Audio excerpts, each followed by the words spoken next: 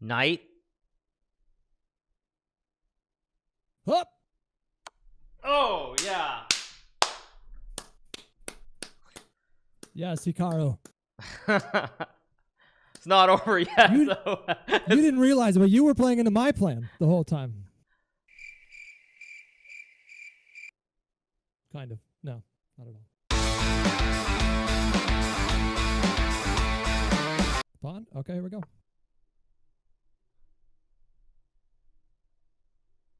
Look at these ratings. Wait. Pawn. Pawn.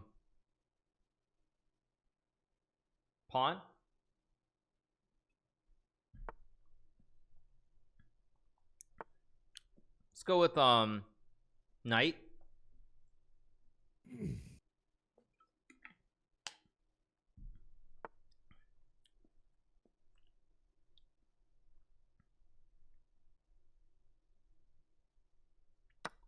Pawn.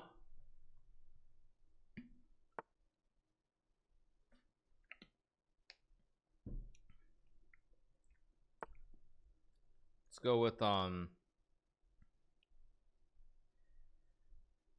let's go for it. Pawn. Oh, I gotta confuse me.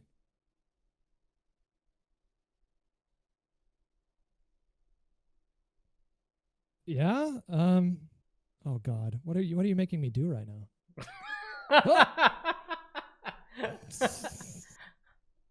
My chat is a fan.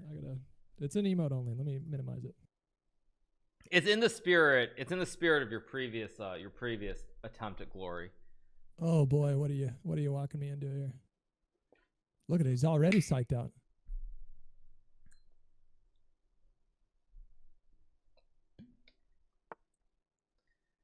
Let's go with bishop.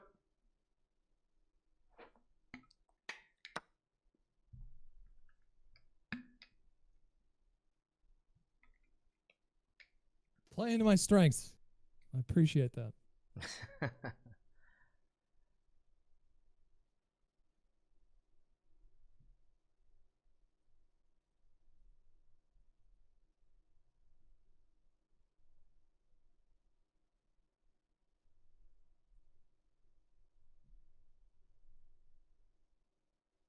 Well, he's got a fancy diamond on his screen. What is that? Oh, that's true. It's a Yeah, piece of I don't. flare. What is that? Oh, that's just flare. Wait, no, but that's a diamond. No, guess. your diamond is shiny. Yeah, his is kind of like blue. I guess maybe you can customize it, I would assume. Yeah, I maybe. Let's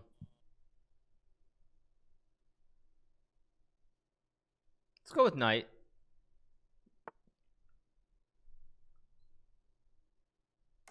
Let's go with king.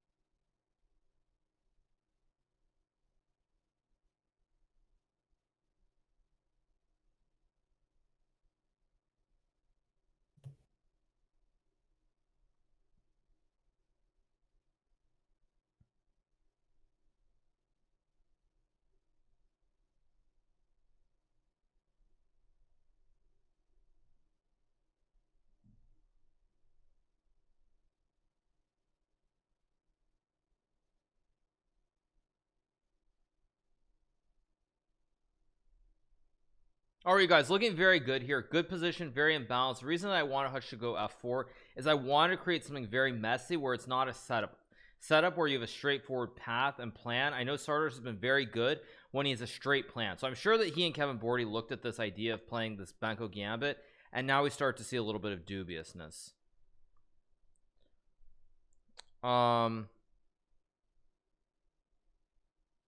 Let's go Rook.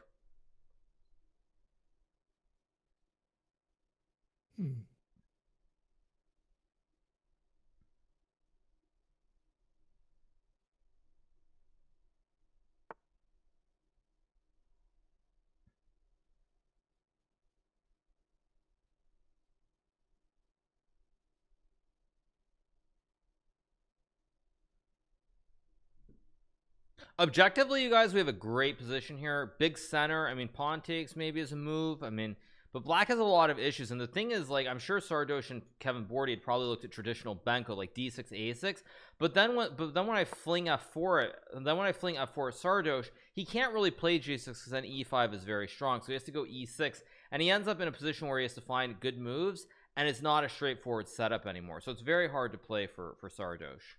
That was the reasoning behind me telling Hutch to push a pawn, is that I wanted something that gets messy where Sardoche can't get out of the opening with just a normal position, because I have noticed when he doesn't get a normal position where he can just make moves like at move 10 or so, he does struggle at times.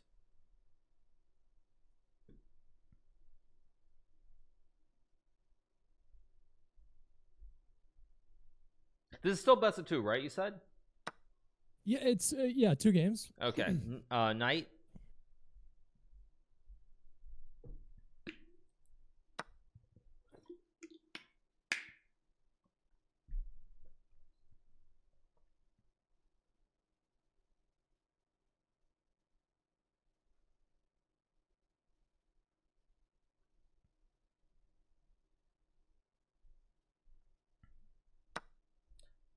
Bishop.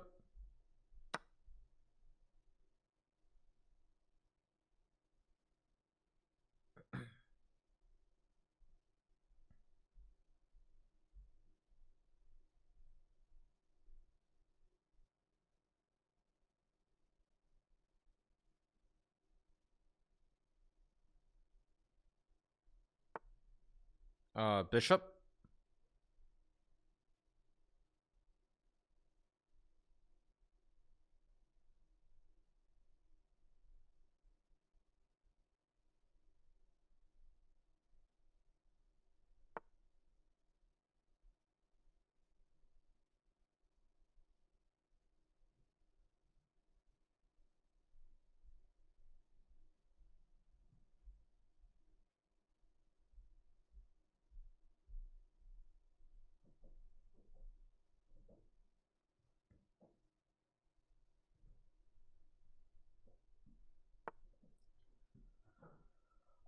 Let's go with pawn.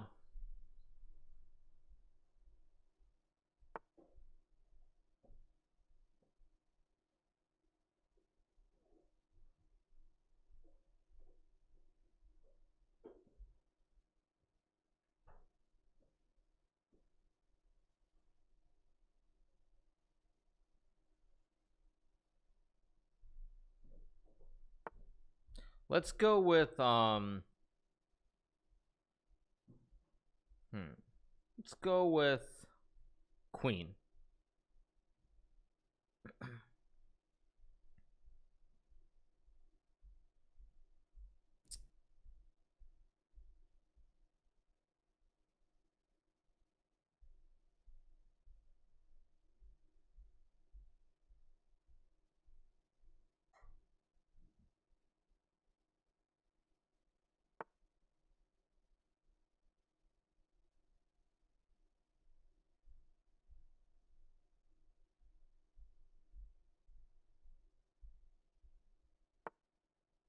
Let's go with queen.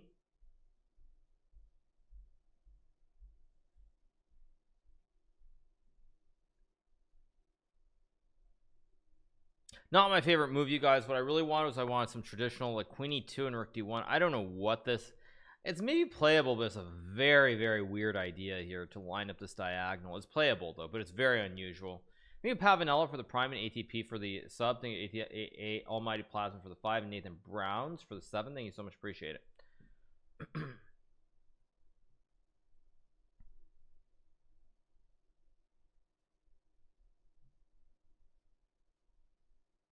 He probably goes like queen b8 or something.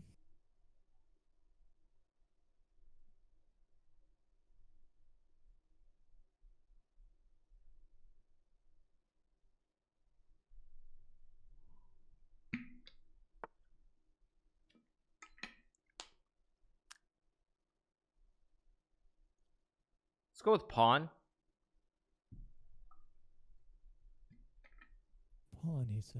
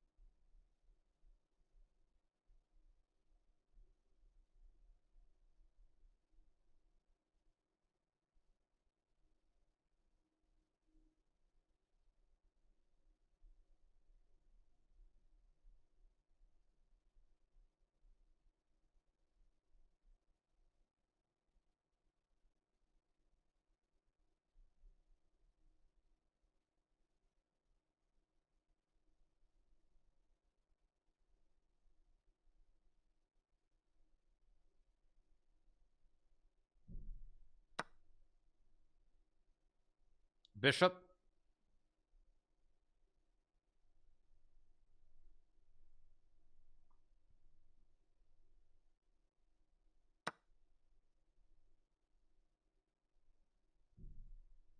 Yes, Hikaru. Yes.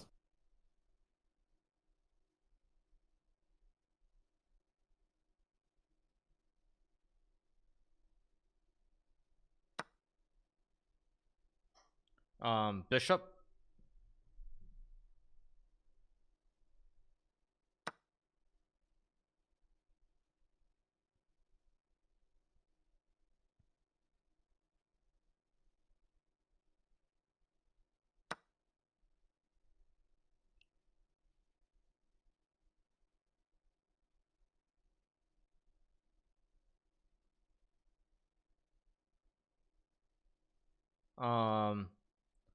Let's go with Rook.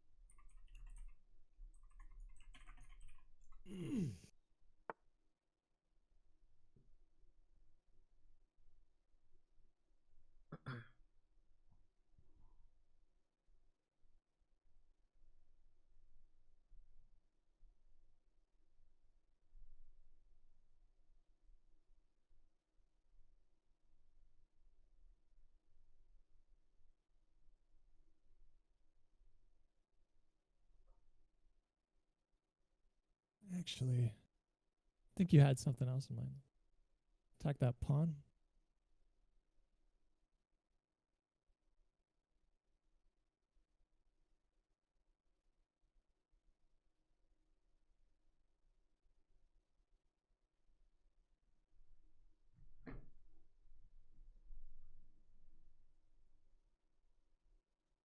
I don't know. I don't hate this move either because I stopped that check.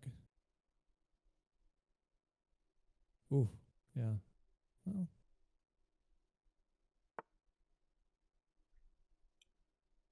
Let's go with Knight.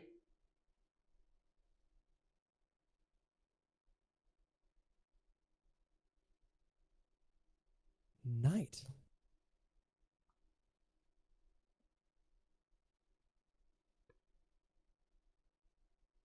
Why do you do this to me?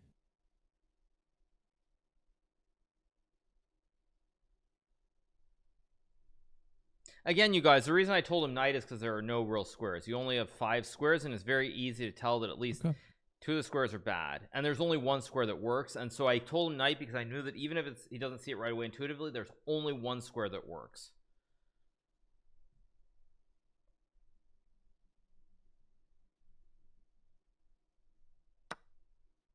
Rook.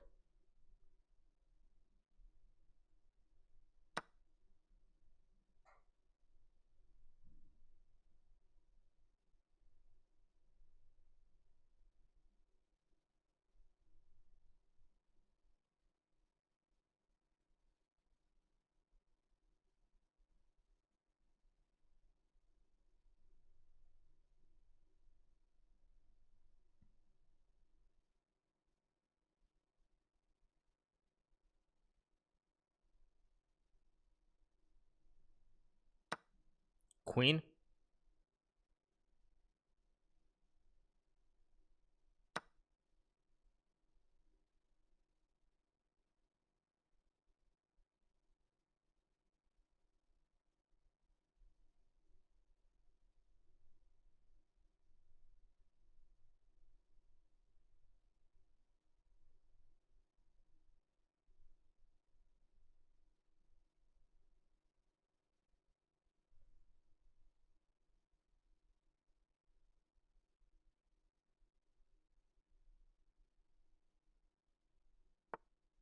Queen.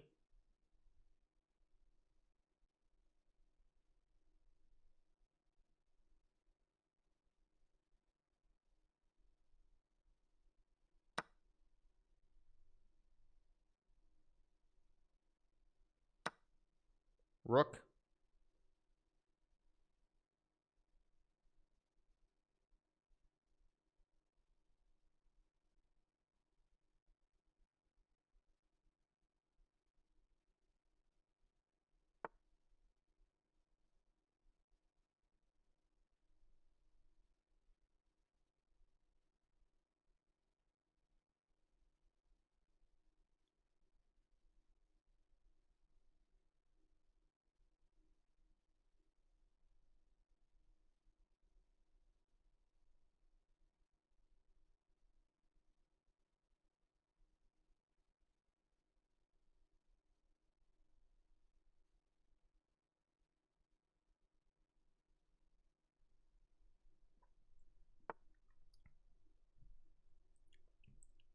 Pawn.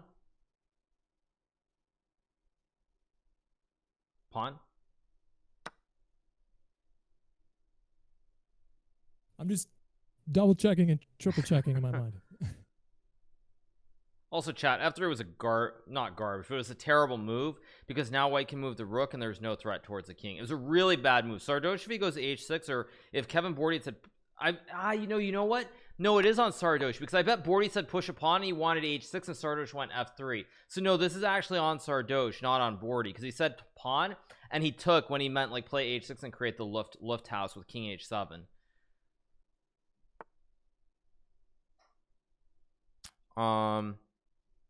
Let's go with Rook.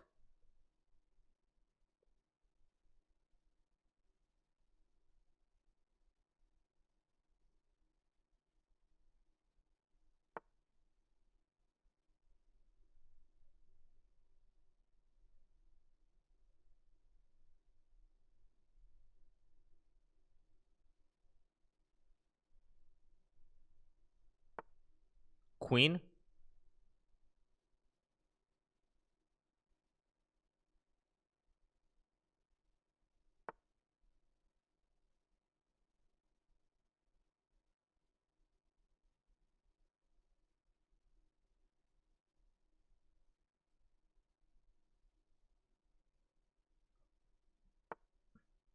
Let's go with Rook.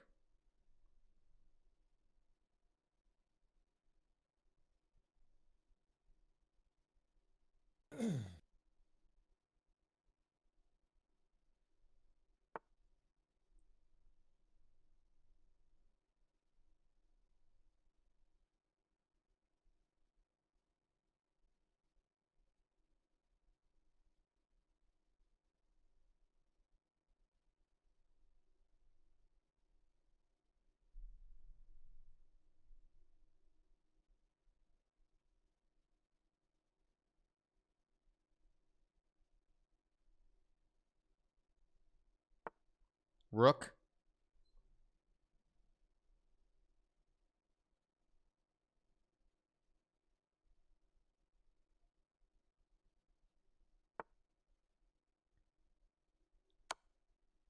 Rook.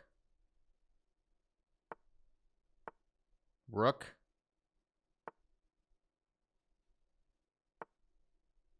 Rook.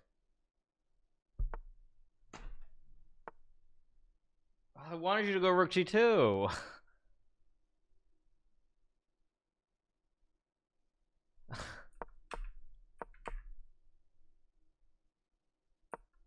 Yeah, I mean, I wanted you to Rook G2 because otherwise I would have said we should offer a draw. Like, I was trying to get you back to the same position so you'd put the rook on the right square.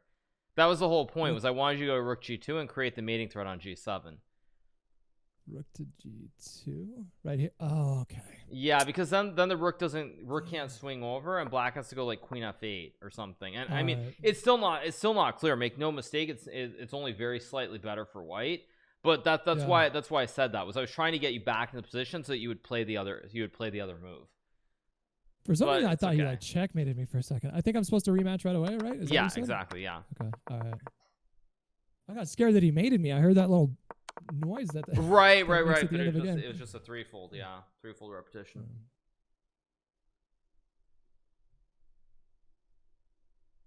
I can't be too mad about that game. That was a good game. Yeah, no, that was actually very close. There was only like one moment that I think was probably very winning, but Yeah, queen a5 wasn't right. You should have moved the queen back to d4 and not given him the b2 pawn. But other than that, it was a pretty good game. Queen to a5. Yeah, you took the pawn on a5 and moved 24. If you had gone queen d4, it would have been much better because you would have been attacking the pawn on a5 and you would have been attacking the pawn on f4. So black can't guard both. Okay, gotcha. All right. Anyway, should be starting the next game, right? I issued a rematch request. Okay. So. Also, the other reason that we should not have made a repetition is we were up 5 minutes on the clock. Yeah. But it's okay. Don't worry. Yeah, I'm not too stressed. No, it's all good. Like I said, you played well. I mean, we were unlucky that even though it was probably a winning position, when we had this shot with e5 and winning an exchange, winning one of the rooks, it still wasn't clear. Anyway, all right, let's go. Okay, knight.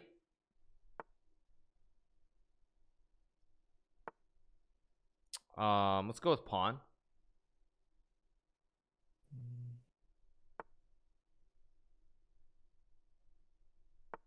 Let's go with pawn.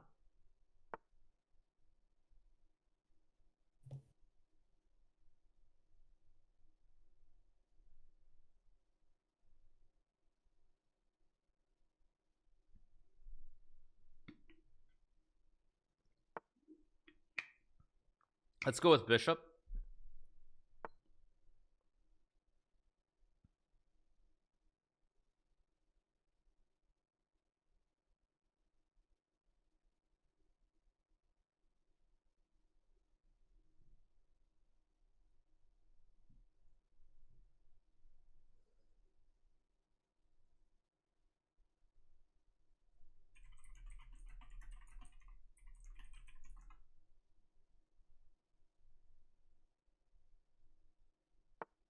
Let's go with king.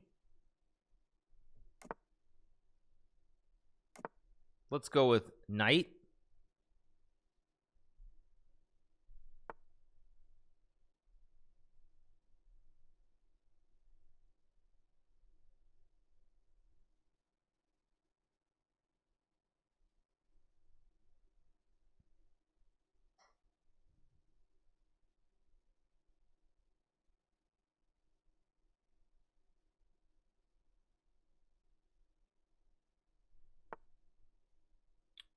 Let's go with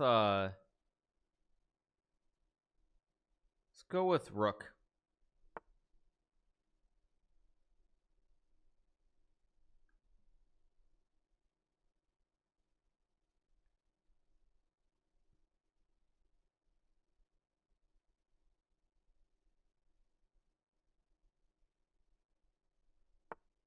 Let's go with pawn.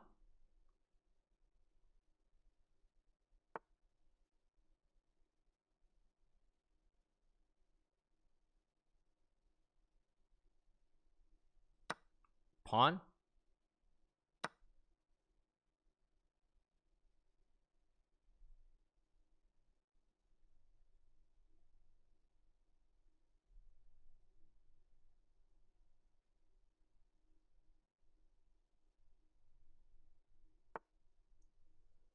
Let's go with let's play knight.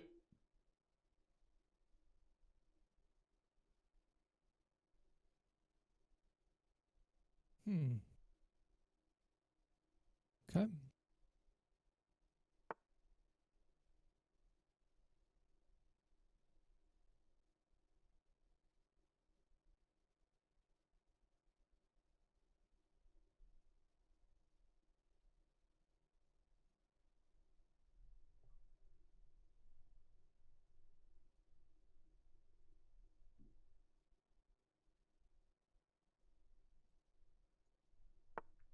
Let's go with pawn.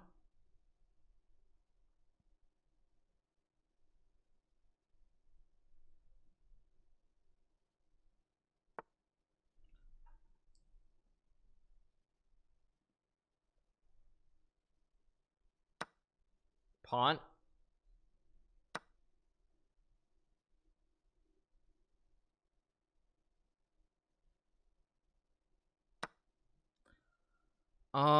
Let's go with pawn.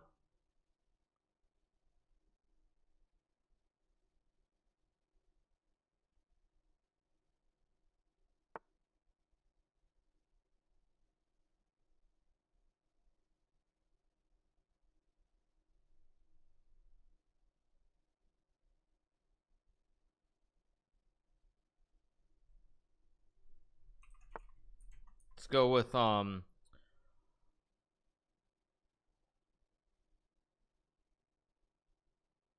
let's go with pawn.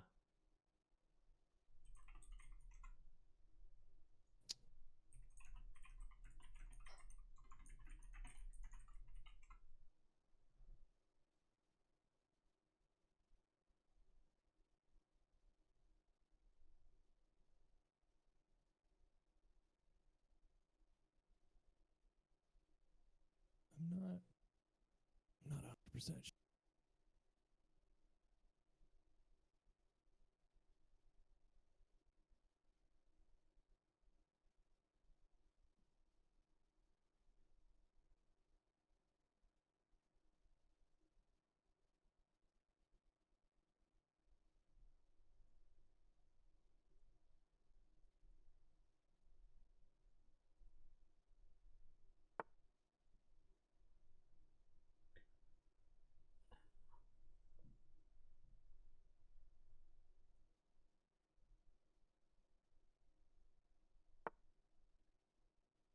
Queen.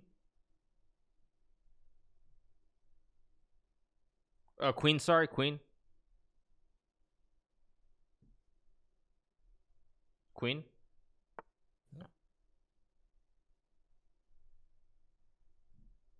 Yeah, if Sardoche had gone bishop e5, you guys, we would have probably just lost. But see, Kevin tried to get him to go back to e5, but bishop h4 was the natural move over e5. The question is, can black play? Can Hutch find this idea? When I meant pawn, I did not mean the f pawn. I meant the a pawn or the c pawn. He's got to activate this bishop because these two pieces are not developed.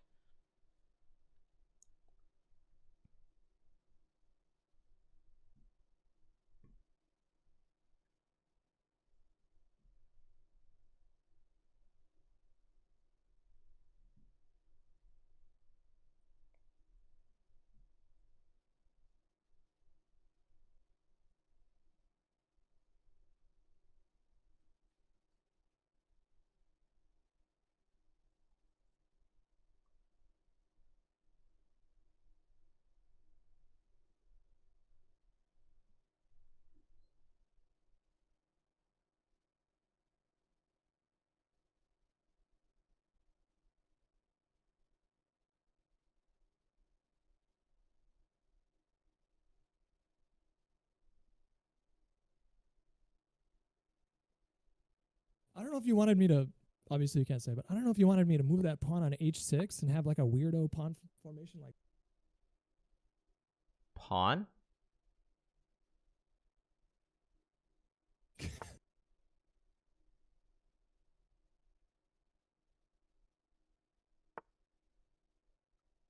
Pawn.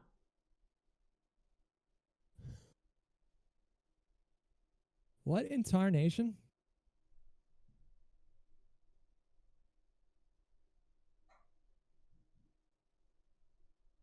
I'm legit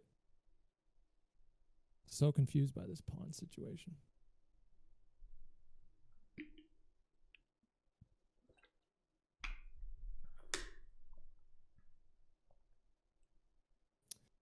Oh, do you mean okay?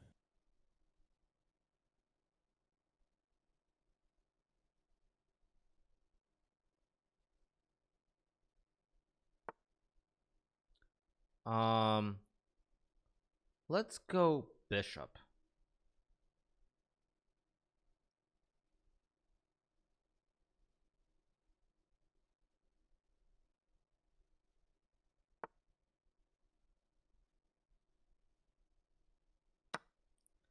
Queen.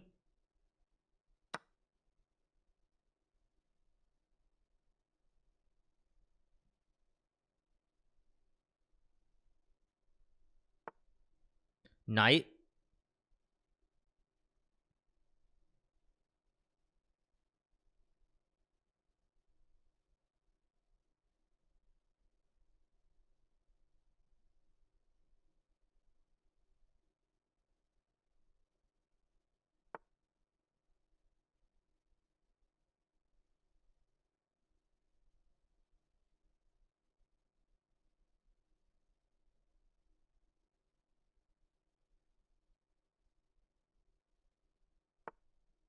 Knight.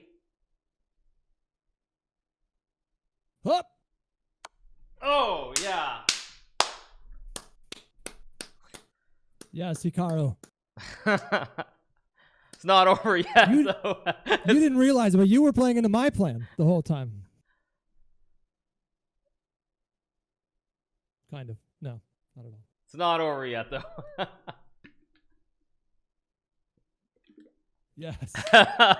Oh my god. What were you? Did you mean that A pawn the whole time? I did, yeah. I because the thing is, if you go back to like the move like 15, the thing is that your bishop and your rook are really misplaced. Your light square bishop needs to get into the game somehow.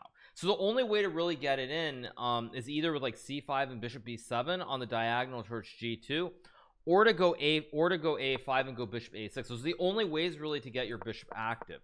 So for the moment bishop g3 was played, I already wanted a5 on move 14 with bishop a6. Gotcha. Okay. Because yeah, like when you think about the position, I mean, you're down a pawn, but that's not really the biggest issue in the game. The issue in the game is that basically your light square bishop and your rook in the corner on a8, they're not really in the game. So you really want to try to use them if you can. And so like by going a5 and bishop a6, you put pressure on the diagonal, but also your other diagonal, then you have a lot of threats from g7 to a1 as well, if you can get the bishop to a6, because you can remove the knight, which is a defender on c4. Yeah. I was like, okay, he definitely doesn't want me to push the c pawn. Then I thought you wanted me to have some weirdo pawn formation where all my kingside pawns are on the 6th rank, and then I would maybe go up to like h7. Well, you know what I would say? I would pros say, do that. You know what I would say though is if you're gonna do it, the only way you can really do it is from the start with the pawns on f6, g6 to h7. You can maybe go h5, g5, and h4, but you can never go f5, because when you go f5, why you can just plant something on e5 like the bishop or the knight, and it's kind of a very weird outpost because you have no pawn to remove it. By pushing the pawn from f6, you have no pawns that can remove like a knight on e5. Like if you trade on e5 and white gets a knight on e5 followed by f4, it's really bad. I don't like to torch a lot of time, so like when you give me the pawn moves where it's not clear, I end up. Yeah, you know what I would, what I said in the opening. Actually, let me just I'll just put up an analysis board because surely we have a little bit of time to analyze this, just so you have some idea. Let me just copy this 1 second. You can just pull me in, right? Right. Yeah, I'll just send you the invite and then go from there. I just had to download the file. That's all. Okay. Right. So let me invite you. Wait. That's not it, stream. I think we have at least one more match. We do. I don't know if we play everyone in the championship pool or if it's just. I think it's just straight up we're in the championship match. So it's just straight up. It's the same thing, 2 games, and I think it was tied with some kind of tiebreaker. I'm not sure what it is. But anyway, yeah. So this opening is called the London. It's sort of the London system for white. And the idea is that basically white wants to go like c3, knight d2 castles, and at some point maybe even e4. Okay. So the best way to play it, what I would say in general terms when they play the London system, is you're really looking again to always play for e5. When you play the King's Indian, and when you play the King's Indian, it revolves around d6 with either pawn to c5 or pawn to e5. One of these two squares, basically. So in this position after castle, you want to play for e5. Now, when I told you knight, what I actually wanted was I wanted knight b to d7. Because when you go knight c6, there are potential possibilities where your opponent can go like c4 and d5 to remove the knight before you play e5. Right. Okay. And also knight b d7 is more flexible because again, you can play for e5, but you can also play for c5, and you can also even go b6 bishop b7 and keep the max flexibility, keep all the flexibility alive, like something like this where you can still go for c5 or e5 with the knight here. Okay. So in general, you want to be as flexible as you can. So when you put the knight on c6, you can never push your pawn here and try to attack the center, because the knight on c6 is in front of the pawn on c7. So knight b d7 is a little bit better, and normally let's just say Sardoche goes bishop g3. What you should play here is this move queen to e8, and the idea is the same as with the rook, but you just want to push e5 and maybe e4 to get a fork. Why do you want to keep that rook on the f file? It's not so much that you want to keep the rook on the f file necessarily. Actually, now that you say that, I'm trying to wonder why it is that you move the queen and not the rook. And I think the reason, if I had to guess, is because after rook e8 there might be something with like a like a bishop to c4, and you might not be able to go e5. So if you go e5 here, I think white can take the pawn, and if you take, we swap queens, then you lose the knight on e5. Okay. So that's my guess. Again, I mean, the way you play, the way with knight c6 is okay, but again, knight b7 with either rook e8 or queen e8 makes sense. And even b6 bishop b7 as well is an idea. But you really want the knight on d7 here, not on c6. Okay, that's really helpful. And I think it's helpful also because this is a system where white tries to overprotect the e5 square with the knight, the bishop, and the pawn. Okay. So like if we go back, one thing, I'm sure you've looked at this, right? You've probably looked at the normal King's Indian. Yep. So in these systems though, for example, what you do is you play e5 first and then you go knight c6. And then if he pushes, do you just retreat to e7? Yeah, you go here and then you move your knight to one of these squares and you start pushing the pawns on the king side with f5, f4, h6, and g5. Oh, okay. I never attack with my kingside pawns when I play this. Is that the whole point of this opening? Yeah, that's kind of the only reason you play the opening. I mean, okay. If you play the King's Indian, you play the King's Indian because you want to attack your opponent on the king side. Literally, you just want to push your pawns on the king side. That's like the only point of the opening. I've been playing that opening wrong for well, actually, wait a second. Well, there are other ways of playing it, but let me just see if any of these other ways ring a bell. Have you maybe played this move? Does this look maybe familiar at all, or like this? Yeah, this is yes. Okay, so actually no, then I'm wrong. So there are multiple ways to play it. I play it the other way, but this is actually a way that you can play it with like takes and go rook e8, attack the pawn, f3, and now you can play knight c6 here. Okay. I don't know if this rings a bell, or I mean jogs your memory. Yeah, this is way more familiar to me than than using these pawns as an attack. Okay, because this is another way of playing it. At the grandmaster level, it's not considered as good objectively, but it is a way of playing it. So if you have looked at this, then it's completely fine. But as long as you've looked at something, that's okay. But so like when you think about this opening, like in this opening, like when you play e5, castles takes, and you can go knight c6 because you're never really looking to push this pawn, because then white can go here and target the backwards pawn. It's just a very weak pawn here on d6. Yeah. So in general, like the difference between where you put the knight, whether it's c6 or d7, it generally depends on how white plays. But if white is going to be overprotecting this e5 square, like 1, 2, and a bishop or a pawn here, you're almost always going to go knight to d7, so that you have another option where you basically can push either pawn and your knight will guard either one. Right. Okay. So that I think is really important. But then like in the game, it's all fine. But see, when white is overprotecting, you put the knight on d7 because you want to have the maximum flexibility where you can push either pawn to c5 or e5. And there's no issue with like white playing a d5 move to moving your knight on d7 because it's not on c6. Okay. So yeah, so that would have been better, but anyway, it was fine. Rook e8, knight d2, e5, takes here. And now I said knight. Now another thing that I think is important to note in this, don't really, unless somehow we get a London in our final match, I wouldn't really worry about that much. But sometimes you can put the knight on the edge of the board, because when you think about this bishop, it's preventing you from pushing the pawn. And if we go forward in the game, even if you go forward, like you get some position like this, you'll notice that even if you push the pawn, this bishop will have more squares on this diagonal. Okay. So sometimes, and again, this doesn't generally apply, it's only the London system and only in the King's Indian, but sometimes like when he goes here, you can play knight to h5 to try and get rid of this bishop while opening up this diagonal. That's what I would usually do. Oh, hey, what's up? Oh, hey, how's it going? Yeah. Good game, buddy. I just fall in your trap. That was dirty. Yeah, I mean it was a good game though. You played well overall. It was just that one moment.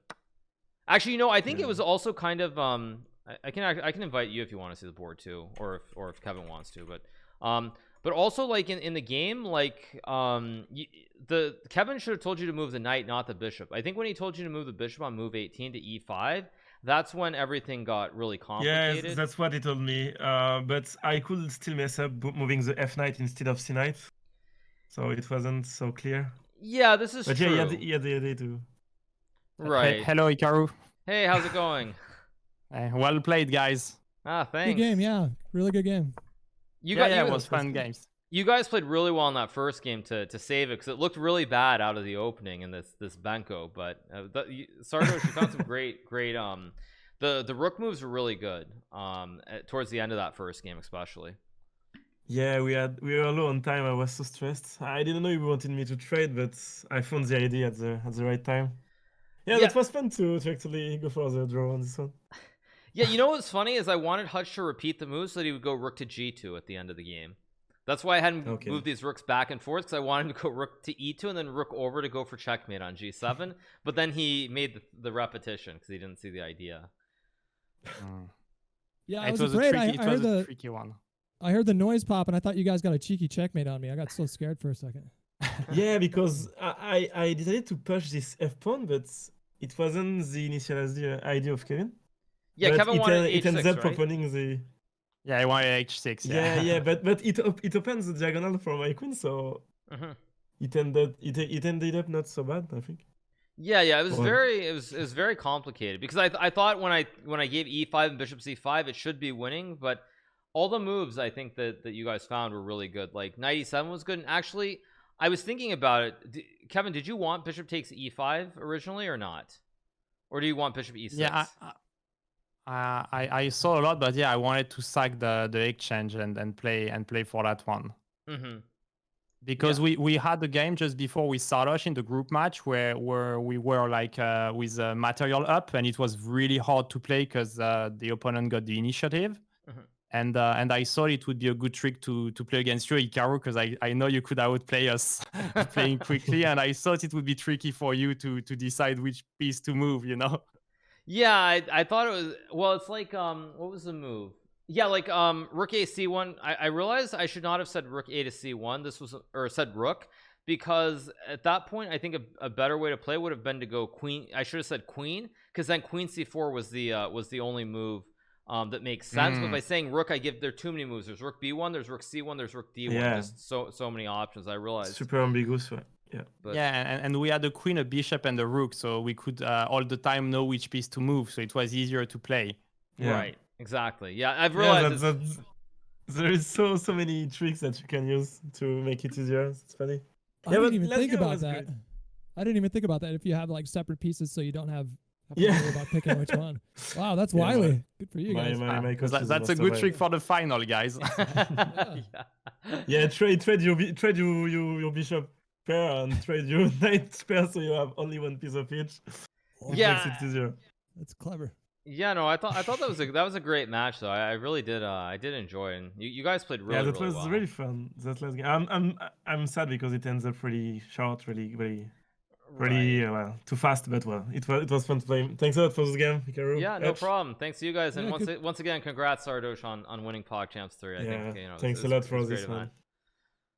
Thank you guys. Have a great final. All right, thank you. Have a good one, you guys. Bye. Thanks. Should I go to the playboard here and wait for them to? Oh no, I think they just wanted to pop on and talk briefly. But yeah, I mean, I think. No, you know what I think? Are you there? Yeah, I'm here. Yeah, is it actually as true as in the first game? It sometimes, even if you're behind in material, it's much easier to play. Like, let me see if I can pull that up. I'll pull that game up. Actually, one second. Let me download it.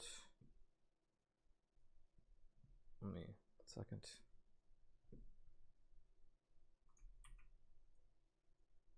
I'm just gonna create a new board and I'll invite you, but 1 second. All right. Okay. Right, so here we go.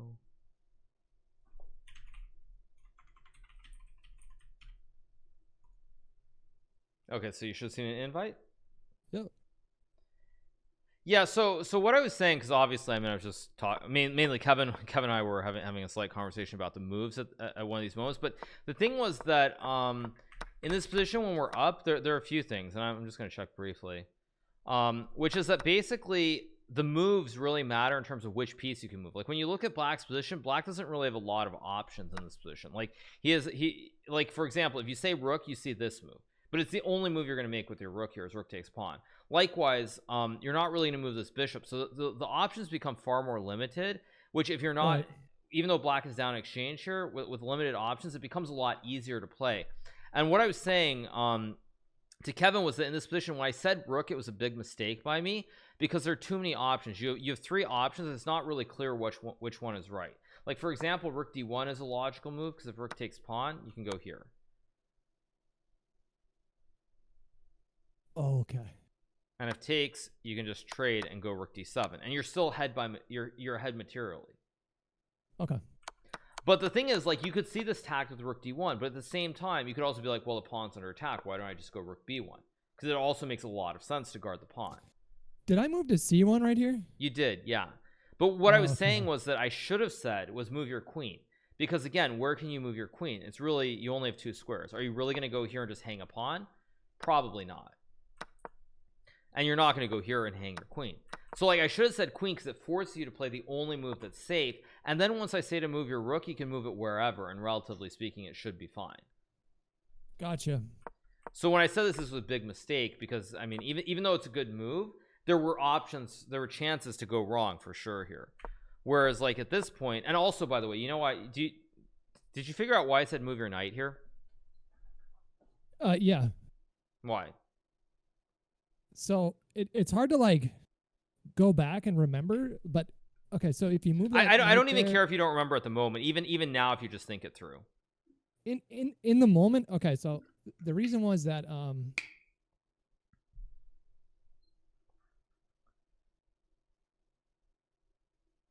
Okay, so try to put yourself in my shoes, for example. So let's think about what are the moves that you can play with your knight. well, you can't really move to d4. That doesn't really make any sense because it hangs. Right. Going back to d2 is just way too passive. It also loses because of rook b2. Right. H4 is similarly illogical. So there's really only one spot that you can go to when you call that out. Right. So like generally when I'm going through the thought process of the move, it's not even what the best move is. For example, if I was playing hand and brain with Gary Kasparov here, I would say rook. I would say play rook c7. But in this position, if I say rook to you, it's not really clear where you're going to go with the rook. You might find rook c7. It's definitely possible. You might play rook d1. But you might also just think, well, why don't I just go rook c2 and guard the pawn? It's very logical. So like when you end up having too many possible moves, I try to avoid that. I try to get it where it's like you try to have 2 moves that make sense. And at least if you play one of those 2 moves, you're not losing. So that's kind of why when I said knight, you only have one logical move. If you see knight d2, rook b2, and you just lose the queen or the knight, you're not going to play it. So then what else can you play? And there's only one move that makes any sense, in knight e5. So that's why I actually said move your knight here.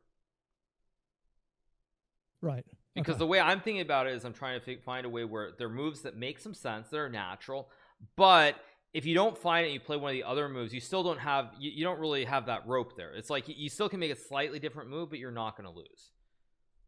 Yeah, maybe that's what my thinking was at the time. Like when I made it and it made sense, maybe I had subconsciously just kind of looked at the board and realized that was literally the only spot that made any sense.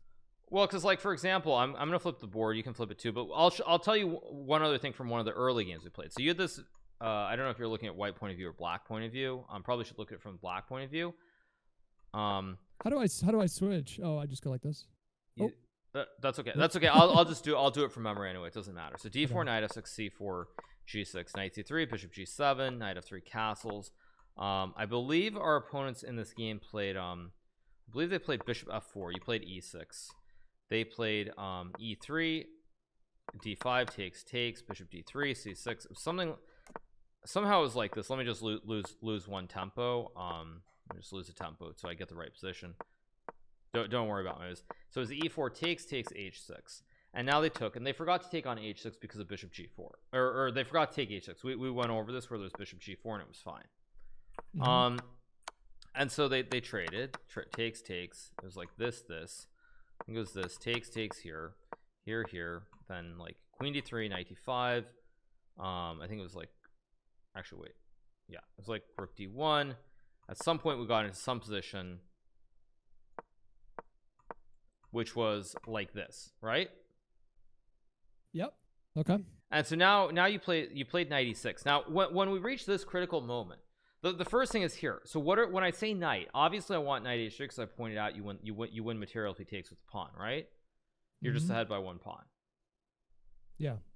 So that's the first thing. But then like when I say knight, so okay, if you work it backwards, the process of elimination, what moves make sense?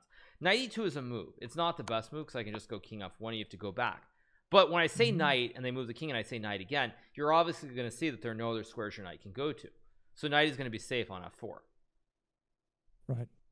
And if that happens, it's completely fine. Sure, we've missed a winning opportunity, but we're not actually doing we're not doing badly.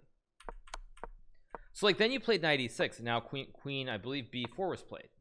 And again, we played knight d4 or actually, oh, this is how I lost the tempo. Okay, so the position was like this. And so now you played knight takes d4 here. But when I say knight, was that a blunder or was that the right move? No, that was the right move, completely the right move. Okay. But like when I say knight, so you panicked, you were worried and you played it anyway. But when I said knight, you still had the option to go back to f4. And if you go to f4 and white takes the pawn here, again, I say knight, and you probably find this on the second go. Because by process of elimination, where are you moving your knight? You're not going back here because you hang a pawn. Right. Okay. And if you check, I just go over. It's the same thing as before. Gotcha.